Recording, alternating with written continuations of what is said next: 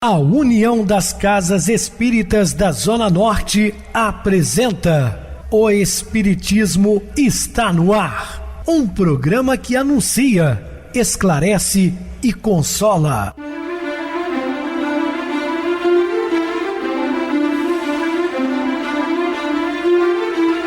Não se turve vosso coração. Credes em Deus, credes também em mim.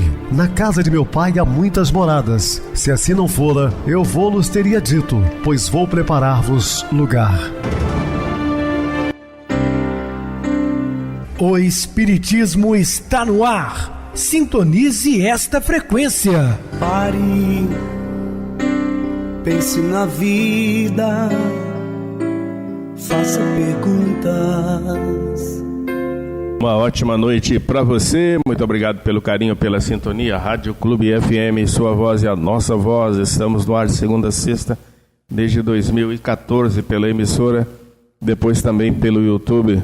O canal é Viver _ Melhor. Se inscreva, deixa seu like, sua opinião é sempre importante para nós.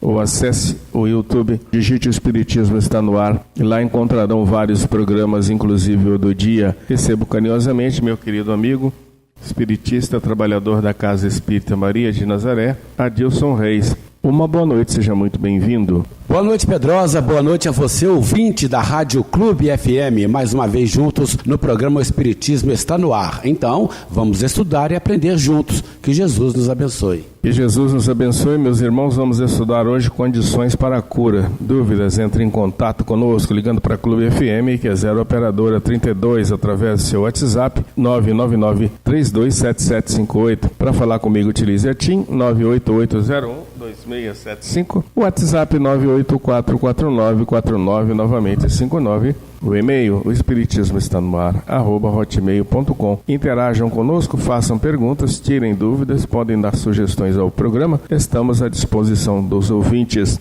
Vamos agora para aquele momento muito especial, que é o nosso momento de oração. Sintonize esta frequência. O Espiritismo está no ar. Momento de oração. Em nossa jornada terrena, estaremos sempre no presente, colhendo tudo aquilo que houvermos semeado no passado. Esta lei de causa e efeito tem que ser assimilada em nosso dia a dia para que eliminemos do nosso viver a pior postura na vida, a postura de vítima. Ninguém é vítima de ninguém, nem é vítima de nada. A vida é uma sucessão de semeaduras e de colheitas. Daí, tudo está certo, absolutamente certo, rigorosamente certo, matematicamente certo. Estamos apresentando O Espiritismo está no ar. Bem, meus amados irmãos, estamos de volta com o assunto da noite, falando sobre a condição para a cura. Já a fluídica, Deus junta ao mal, põe o remédio. Encarnados ou não, os espíritos têm em seu próprio perispírito um reservatório de fluidos, bons ou maus, que podem se beneficiar com eles ou endereçá-los a outros seres. Os fluidos bons podem servir como agente terapêutico para a reparação perispiritual ou de reflexos causados no corpo. O poder curativo dependerá, primeiro, pureza da substância fluídica inoculada. Tudo depende de cada um, do seu merecimento, do seu estado emocional no momento, da energia da vontade para a emissão mais abundante e maior força de penetração dos fluidos. É muito comum a faculdade de curar pela influência fluídica, que pode desenvolver-se por meio de exercício. Mas a cura instantânea, pela imposição das mãos, essa é mais rara e o seu grau máximo se deve considerar excepcional. Allan Kardec, na Gênesis, capítulo 14 e item 34, por ação fluídica assim instantânea, Jesus curou a muitos. Sim, bastava a imposição das mãos de Jesus para que muitos fossem curados. A recepção e assimilação dos fluidos dependerá das condições do paciente e no ambiente, problemas kármicos ou outras circunstâncias que favoreça ou não a permuta da assimilação fluídica. Lembrando que Jesus não curou a todos, porque nem todos eram merecedores. Em muitos casos, são situações de aprendizagem, onde o espírito passa por determinadas provações, fruto das suas sementeiras lá atrás, é que ele tem que purificar, através, muitas vezes, do sofrimento. Esclarece Kardec na Gênesis capítulo 15, item 11. Com relação à corrente fluídica, o curador age como uma bomba calmante e o enfermo como uma bomba aspirante. Algumas vezes é necessária simultaneidade das ações, outras basta uma só. A fé, portanto, não é uma virtude mística, mas uma força atrativa. Quando o enfermo não tem essa fé, opõe a corrente fluídica uma força repulsiva, ou pelo menos uma força de inércia, que paralisa a ação. Isso nós observamos principalmente nos hospitais, onde tem pessoas enfermas acamadas com a mesma doença. Umas têm uma recuperação muito rápida, as outras muito lenta. Por quê? Depende da fé, da boa vontade de cada um. Quando o enfermo não tem fé, opõe a corrente fluídica uma força repulsiva, não é? Então, ou pelo menos uma força de que paralisa aquela ação naquele momento.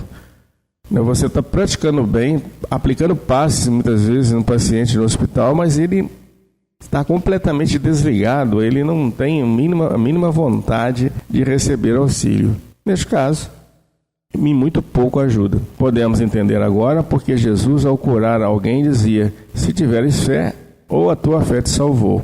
Ao paralítico no tanque de Betsaida, indaga: queres ser curado? Então, uma pergunta que ele faz àquele paralítico, que obviamente queria, mas ele faz essa pergunta mesmo assim: queres ser curado? Assim motivava psicologicamente a pessoa. Ante a resposta afirmativa, ordena: levanta-te, toma o seu leito e anda. Jesus às vezes não dizia está curado, porque a perseguição dos fariseus era muito grande. Então, ele simplesmente dizia: tome o seu leito, levanta-te e anda. Imediatamente o homem se viu curado e, tomando o leito, pôs-se a andar. João capítulo 5, versículo de 1 a 9. Pelo olhar, transmitiu magnetismo, enquanto emanava fluidos bons e os dirigia para o enfermo com a sua vontade potente, sem precisar tocá-lo, nem usar qualquer outro recurso material. Então bastou um olhar de Jesus, firme, os fluidos penetraram naquele que queria ser curado. Pelo toque ou imposição das mãos ante o leproso, que ele pedia: Senhor, se queres, pode tornar-me limpo. Jesus, profundamente compadecido, estendeu a mão, tocou-lhe e disse-lhe: quero, fique limpo. Mateus capítulo 8, versículo de 1 a 4. E no mesmo instante lhe desapareceu a lepra. Então, observem que tudo tem um motivo real, uma necessidade realmente de cura. Então lhe trouxeram um surdo e gago, que lhe suplicava que impusesse a mão sobre ele. Marcos capítulo 7, versículos de 32 a 37.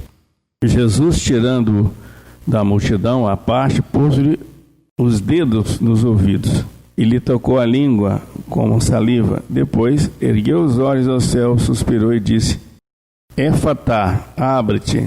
Abriram-se-lhe os ouvidos e logo se lhe soltou um empecilho da língua e falava desembaraçadamente. Notamos nessa passagem como Jesus agiu. Retirou o enfermo para longe da multidão, evitando a mentalização da multidão curiosa e desordenada, que poderia interferir prejudicialmente na realização do fenômeno. Usou a saliva, que teria talvez propriedades medicinais, o toque, transmissor do fluido magnético, a oração, pois ergueu os olhos aos céus, e a palavra, motivadora e traduzindo sua vontade firme. Então, tudo isso somado à boa vontade daquele homem também, que queria de todas as maneiras ser curado.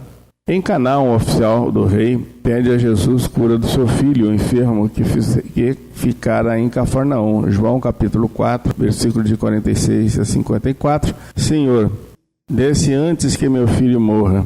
Vai, disse-lhe Jesus, teu filho vive. O homem creu na palavra de Jesus e partiu. Isso a Cafarnaum, vindo-se saber lá que o filho ficara bom exatamente na hora em que Jesus afirmara a sua cura. Lembrando que isso aí é uma cura à distância, a pedido de uma outra pessoa, não do enfermo propriamente dito. O homem creu na palavra de Jesus, Isso contribuiu para a cura do seu filho. É que Jesus trabalhava assessorado por uma equipe espiritual, em certos casos, havendo nos participantes vibrações e fluidos favoráveis. Era possível aos bons espíritos, amando de Jesus, se dirigirem até onde o enfermo se encontrava e lá curá-lo. Por lhe tocarem as vestes, em Marcos, capítulo 6, versículos 55 e 56, punha os enfermos nas praças, rogando-lhe que os deixasse tocar, ao menos na orla de sua veste, e quando tocavam, saíam curados. O que os curava não era o fato de lhe tocarem as vestes, sim o de entrarem em contato com a sua aura, ou campo de radiação fluídica. Foi o que aconteceu com aquela mulher hemorroísta. E se curavam todos os que ofereciam condições para tanto, como ficara evidente no caso de o seguir. E a cura da mulher hemorroísta, que está em Mateus, capítulo 9, versículo 19 a 22, também está em Lucas, capítulo 8, versículo 43 e 48. Ela era uma sofredora que vivia há muitos anos, naquela luta constante de melhoria.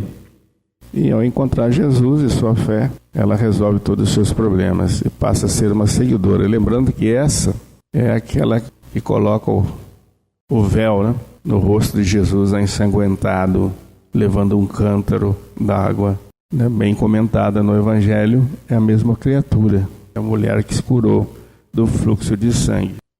Há 12 anos, sofria ela de um fluxo sanguíneo e já se havia tratado com vários médicos, gastando tudo quanto possuía, sem alcançar a cura. Tendo ouvido a fama de Jesus, a mulher veio por trás dele, por entre a multidão, tocou-lhe a veste, porque pensava, se eu apenas lhe tocar as vestes, ficarei curada. Tendo feito isso, logo se lhe estancou a hemorragia e sentiu no corpo estar curada.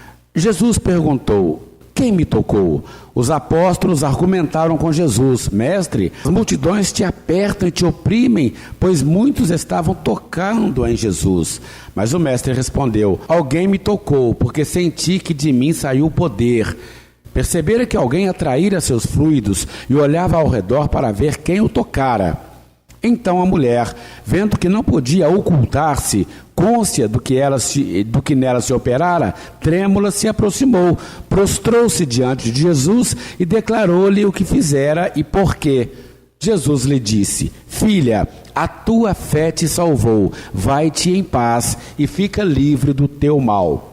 Mas Jesus não curava a todos. Doença é a filtragem no corpo dos efeitos prejudiciais, dos desequilíbrios espirituais. É uma terapêutica da alma no mecanismo da evolução humana. Funciona também como processo que induz à reflexão e disciplina das atitudes. Enquanto não produziu seus efeitos benéficos, a doença não pode ser suprimida. De todos os enfermos que o procuravam, Jesus curou somente aqueles em que os efeitos purificadores da enfermidade já haviam atingido seu objetivo reequilibrante ou já apresentavam condições para receberem esse auxílio no corpo físico. Tanto que dizia, a tua fé te salvou. Encontrando no templo o paralítico que havia curado no tanque em Betesda, alertou Jesus, olha que já estás curado, não peques mais, para que não te suceda alguma coisa pior. João capítulo 5, versículo 14. Estabelecido o equilíbrio fluídico, preciso que a pessoa o mantenha pelos bons pensamentos, sentimentos e atos, senão poderá gerar novas lesões orgânicas ou predisposição para enfermidades. Jesus mandou os discípulos curarem. Tendo chamado seus 12 discípulos, deu-lhe Jesus autoridade sobre espíritos imundos para os expelir e para curar toda sorte de doenças e enfermidades. Curai os enfermos. Mateus capítulo 10, versículo 1. Mas completou, anunciai-lhes, a vós outros está próximo o reino dos céus. Lucas capítulo 10, versículo 9. Não queria que curassem corpos apenas, mas que também orientassem os enfermos para o entendimento e cumprimento das leis de Deus, porque a verdadeira cura é a do espírito e não se dá apenas pela supressão dos sintomas da doença física. Doença é efeito, consequência e não causa. A cura verdadeira somente se dá quando aprendemos a conseguir o equilíbrio espiritual, a recuperá-lo se o perdermos e a mantê-lo o mais possível. Cuidemos não só do corpo, mas do espírito, cultivando bons pensamentos e sentimentos, praticando o bem e não o mal. Se apesar dos cuidados que tomarmos, a enfermidade nos vier, Encaremo-la como um alerta, uma advertência ou ainda como consequência do passado a exigir um reajuste para voltarmos ao equilíbrio espiritual. Não compliquemos a situação com tristeza, desânimo, revolta ou agressividade. Busquemos na medicina e nos recursos espirituais o alívio possível e, quem sabe, até mesmo a cura. Procuremos nos conscientizar quanto ao que possa ter causado a enfermidade e modifiquemos para melhor o nosso comportamento, a fim de evitar o prosseguimento do mal e sua instalação mais profunda. Apliquemo-nos no bom emprego de nossas possibilidades de ação, apesar das limitações que a enfermidade nos possa causar, a fim de compensar desequilíbrio já causado, manter equilíbrio nas áreas não comprometidas e adquirir merecimento para sermos socorridos espiritualmente. Se, malgrado nossos esforços, não conseguimos nos curar, suportemos com resignação os nossos passageiros males. O Evangelho segundo o Espiritismo, capítulo 28, item 77. Pois só duram nesta vida e lesões e chagas, frustrações e defeitos em nossa forma externa. São remédios da alma que nós mesmos pedimos à farmácia de Deus. Quando curados, sejamos gratos. Jesus havia curado um grupo de 10 leprosos e apenas um retornou para agradecer. O terapeuta das multidões indagou: não foram 10 os limpos? Onde estão os outros 9? Lucas capítulo 17, versículo 17. A cura sempre representa uma concessão da misericórdia divina. Permitiu recebêssemos de outrem recursos para nos refazermos e sairmos da situação dolorosa e prejudicial em que estávamos. Quem é curado precisa reconhecer isso e ser grato a Deus e a quem se fez intermediário dessa bênção, pela colaboração prestada. Não ser grato pela cura revela que a pessoa não entendeu quanto lhe foi concedido e provavelmente não saberá valorizar nem conservar a bênção recebida. Afirmando sua liderança espiritual, disse Jesus: eu sou a porta das ovelhas. Se alguém entrar por mim, salvar-se-á, e entrará e sairá, e achará pastagem. Para entender essa afirmativa em todo o seu alcance, é necessário conhecer um pouco o povo israelita ao tempo e lugar em que Jesus viveu, a Palestina, de há mais de 2000 anos. Os israelitas eram grandes criadores de ovelhas. Delas retiravam lã, leite, carne, pele. Dos chifres faziam copos, vasos, trombetas. Animal tão útil e valioso, a ovelha era ainda aceitável para oferendas religiosas no templo. As ovelhas vivem em grupos ou rebanhos e têm de ficar sob a guarda de um pastor.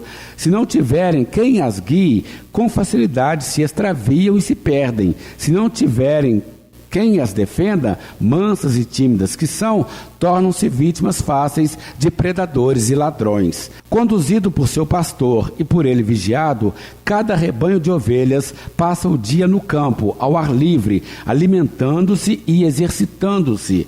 Ao anoitecer, a fim de passarem a noite em segurança, eram por ele conduzidas ao aprisco, espaço fechado por muro que podia abrigar ovelhas de diversos pastores.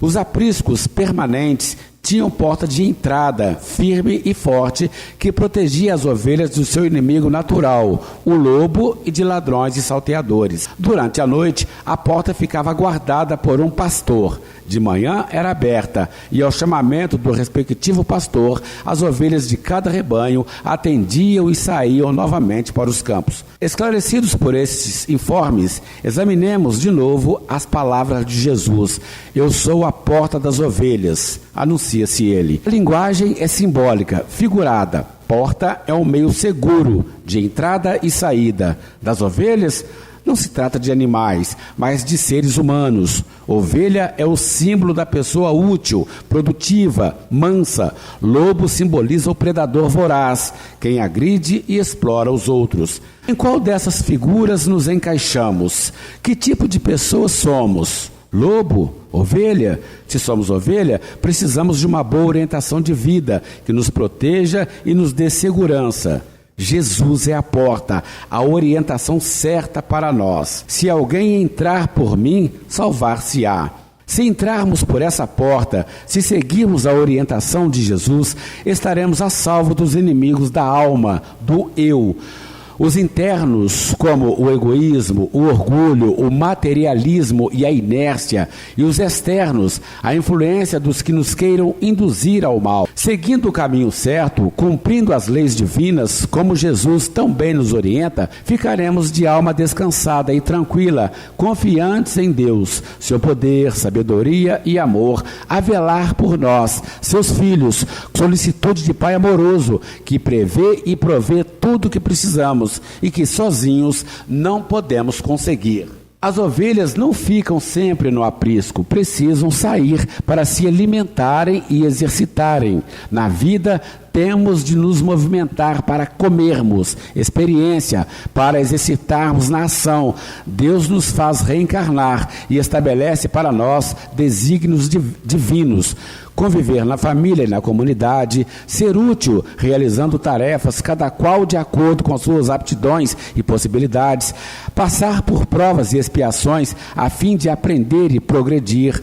Estamos sob o império de duas leis, a de sociedade e a de progresso. Para transitar a salvo no meio dessas duas lides, sair e entrar com segurança na vivência do mundo, Jesus é a porta das ovelhas, o caminho seguro.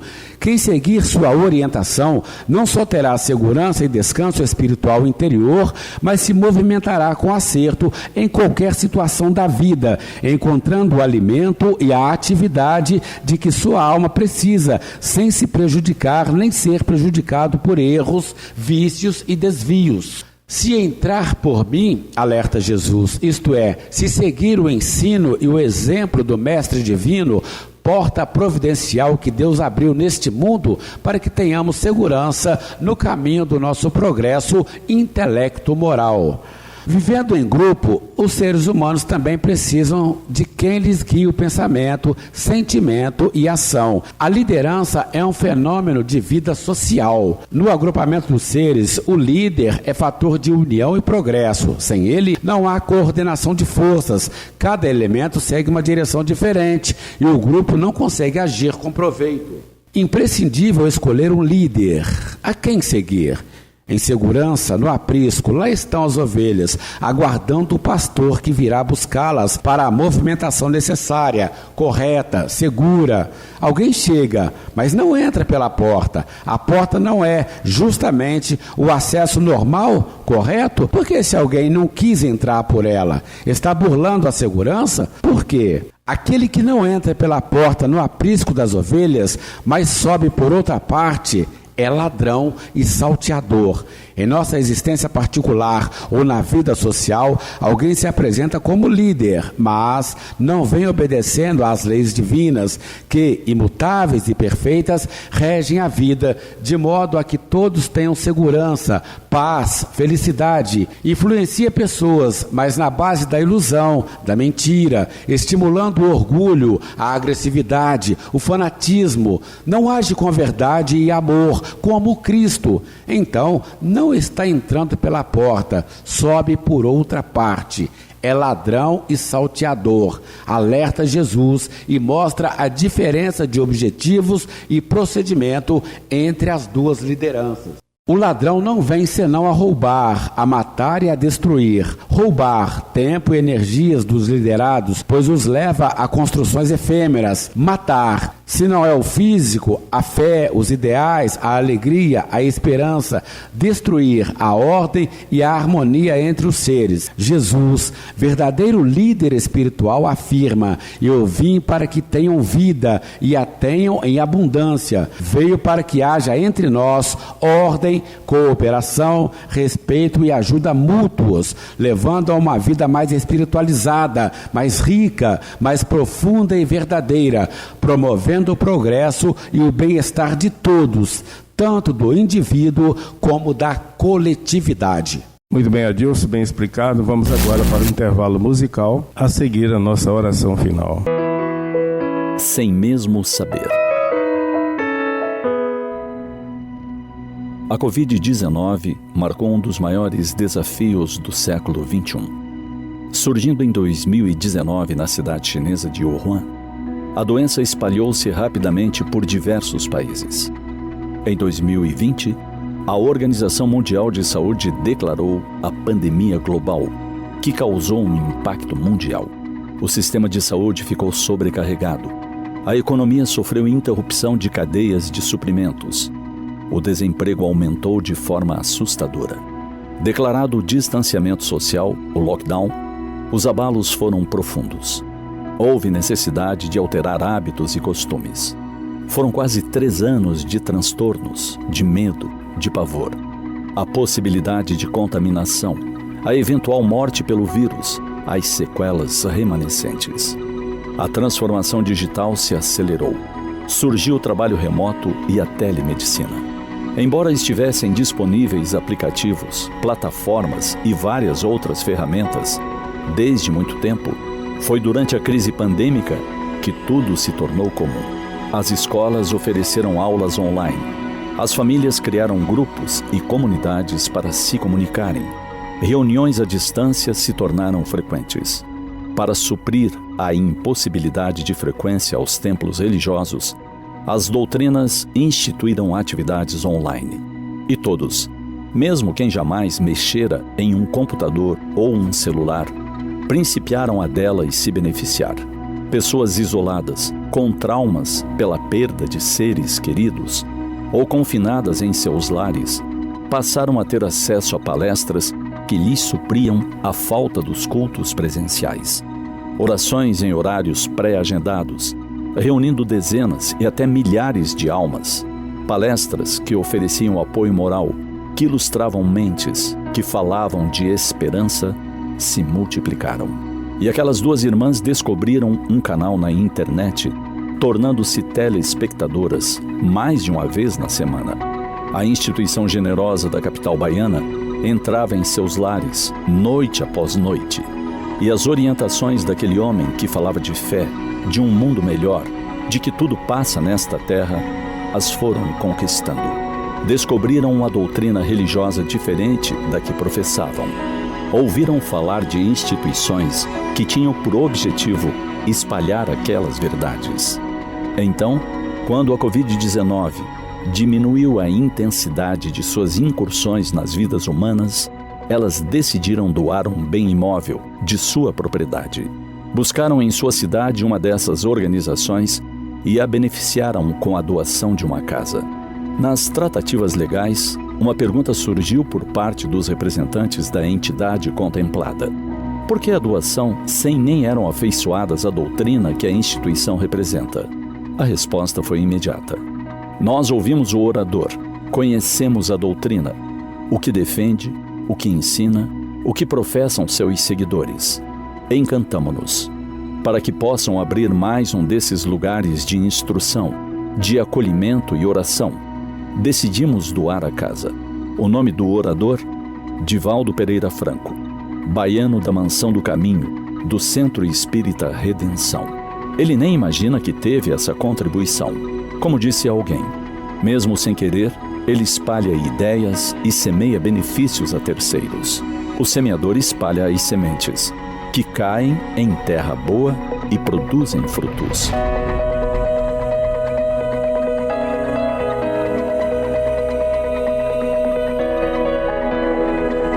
Sintonize esta frequência. O Espiritismo está no ar. Momento de oração. Senhor Jesus, Mestre Divino, ao finalizar mais um estudo da noite, mais um programa, agradecemos a equipe espiritual que sempre nos ampara, intuindo, dirigindo, e possamos estar firmes aqui novamente, trabalhando em seu nome, Senhor. E sua paz permaneça conosco hoje e sempre. Meu querido irmão Adilson, suas despedidas. Eu te agradeço, Pedrosa, mais uma vez pela oportunidade de participar do programa com você. Estaremos juntos em outras oportunidades, assim Jesus nos permitindo. Obrigado a todos pela companhia, tenham todos uma boa noite, muita paz. Jesus nos abençoe. Está conosco no estúdio nosso querido irmão Elimar, ouvinte assíduo do programa. Boa noite. Boa noite, Pedrosa. Boa noite, Adilson.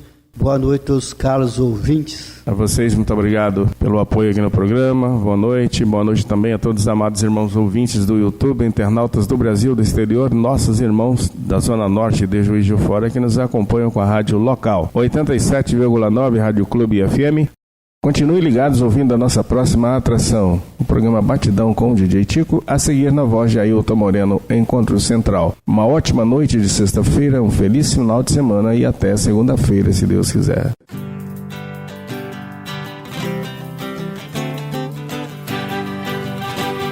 A União das Casas Espíritas da Zona Norte apresentou O Espiritismo Está no Ar, anunciando o Evangelho de Jesus, esclarecendo sua mensagem, consolando corações. Olhe pro céu e descubra imagens de luz. Se tem Jesus, o amor todo que Deus te deu. Pense no bem, no melhor em que pode fazer. Seja o que for, também vai receber.